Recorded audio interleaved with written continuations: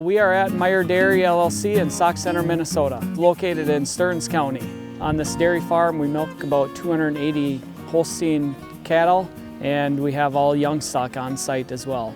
We've worked extensively with Nick and Tara on projects out here. We've done waste storage facilities, earthen basins to collect all the manure from the freestall barns, and also the lot runoff that comes from the precipitation. That all runs into those waste storage facilities. We've also done a stacking slab out here for all his pen pack manure that he can store that. I believe that's a 1-year storage. Also out in the field, we've done some grassed waterways and we've done some water and sediment basins. There's financial and technical assistance through the EQIP program to do those types of practices.